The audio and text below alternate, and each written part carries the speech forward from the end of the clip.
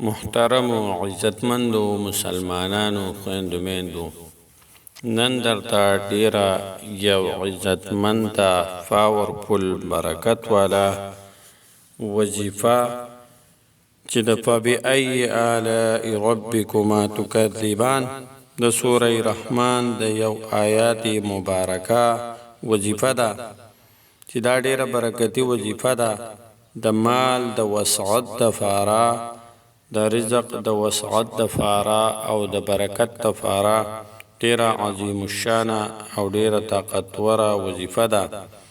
محترمو دا وظیفه به چې د چا څوک په مال کې بې فنا برکت غواړي، بې فنا اضافه پکې غواړي، نو الله جل شانه د دې وظیفې په برکت سره د حلال رزق په حلال رزق کې د بې فنا برکت دپاره دا وظیفه محترم ډیره مجربه ده او ډیره پاورفل او طاقتور وظیفه ده. السلام علیکم ورحمة الله وبرکاته. بسم الله الرحمن الرحیم. ټول تعریفونه د رب ذوالجلال دپاره چې خالق او مالک او پروردگار د کل عالم دی، او درود پاک په خاتم الانبیاء حضرت محمد صلی الله علیه وسلم باندې. امید رب ذوالجلال نه ساتم چې تاسو به روغ جوړ یې، په صحت با برابر یې. الله جل شانه د دنیا او آخرت ټول خوشحالی نصیب کا. محترمو نن هر سړی لګیا دی د خپل رزق دپاره، د بچو د رزق دپاره، د کور والا د رزق دپاره، د پیدا کولو دپاره منډې او ترړې وهي، په ځان باندې شپه ورځ یوه کړې وي. هر څه ورته ښه ډېر میلاویږي، ښه ډېر پیسې، ښه ډېر مال و دولت، ښه ډېر رزق الله جل شانه ورکړی وي، لیکن بیا هم پریشان وي، بدحال او پریشان حال وي. دا د څه د وجې نه محترمو؟ د مال یا د رزق د ډیروالي وجه نه ده محترمو. د دې انسان په رزق کې برکت نه وي. چې کله الله جل شانه د انسان په رزق کې برکت واچوي، نو بیا د مختصر نه مختصر شیز بوي، رزق بوي، مال و دولت بوي، لیکن د کار با د ډیر غټو مال و دولت او د رزق کوي. محترمو نو دا نننۍ وظیفه چې کومه ده، دا د برکت دپاره ده.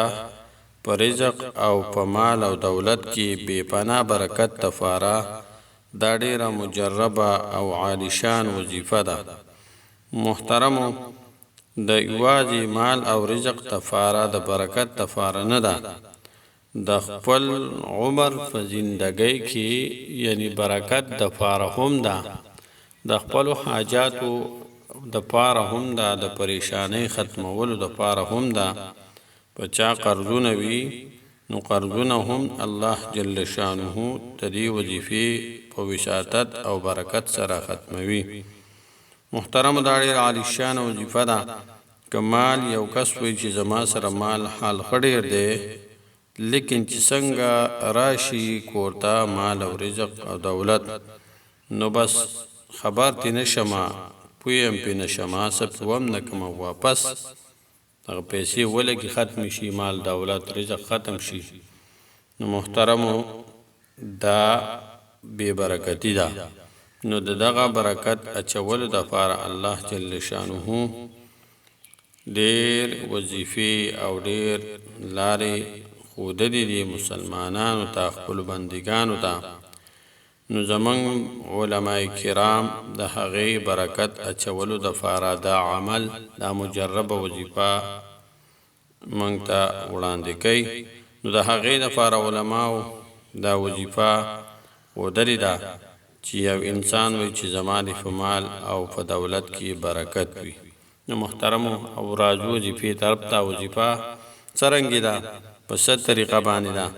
نو محترمو چې کله شپه تیره شي او سحر شي، نو هر انسان دا غواړي چې زه یعنی لوږه پې تېره شوي شپه پې تېره شوي سړی وږی شوي چې زه د رزق طلب وکړم رزق وخورم ناشته وکړم چای وڅښم نو محترمو دغه ټیم کې دا چرین فرین مارغان کارغان دا خو موي چې مونږه رزق خپل رزق تلاش کړو رزق وخورو نو محترمو چې کله یو انسان سحر را پاسي او ناشته کوي نو د هغه ناشتې نه به د روټۍ نه یو دوه نوالۍ یو دوه نړۍ واخلي او هغه به په هغې باندې به نو قرآن پاک د سوره رحمان دا آیات مبارکه فبأي آلاء ربكما تكذبان دا به په یویشت ځله په هغه دوو نوڼو باندې ووایي یو دوو ټوکړو باندې